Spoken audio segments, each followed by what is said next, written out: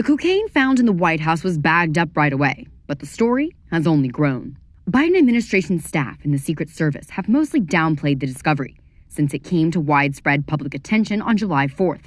With the investigation now closed, Republicans at all levels of government demand no more. Presidential candidate Nikki Haley cried cover-up, saying she has been to the area where the cocaine was found and that it's one of the most secure parts of the West Wing.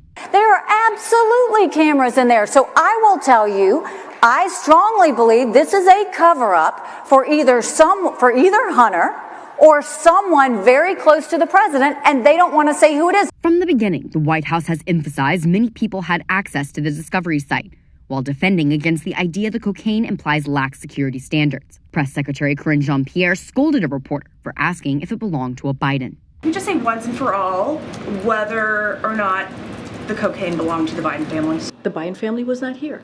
They were not here. They were at Camp David. They were not here Friday. They were not here Saturday. They were not here Sunday.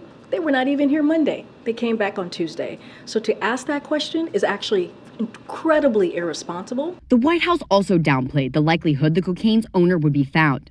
On July 13th, the Secret Service concluded its investigation without naming a suspect. While the Biden administration might like for that to be the final chapter, Republicans are making sure that isn't the case. Yeah, I would like answers, because it just seems like anytime we have any questions about any unsavory activity around the Bidens, no one can provide an answer conclusively or not. Someone always ends up lying. Senator Tom Cotton is pressing for more information, as are House Oversight Committee Chairman James Comer and House Speaker Kevin McCarthy. And despite White House messaging the cocaine could have belonged to hundreds of different people, GOPers have focused heavily on troubled presidential son Hunter Biden, who has a well-documented history of drug use and was on campus 2 days before the discovery. Reacting to news the Secret Service inquiry identified no suspects, Cotton drew a colorful analogy. This is like if Hamburglar lived in the White House and all the hamburgers disappeared, and they said they didn't have any suspects or no one they could question.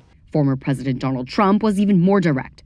Writing on his Truth Social platform, does anybody really believe that the cocaine found in the West Wing of the White House, very close to the Oval Office, is for the use of anyone other than Hunter and Joe Biden? That led Hunter Biden's lawyer to send Trump a cease and desist letter, charging the comments could lead to violence. Reporters are still curious about the cocaine as well, several asking about the investigation during White House press briefings. Was the president satisfied with the explanation that someone was able to bring an illegal substance into the White House because there are hundreds of people who come here? What I will say is that the Secret Service did a thorough investigation. That's what we believe. They put out a public statement. I think that's important. Anything else detailing any details or any more information, I would reach out to the Secret Service.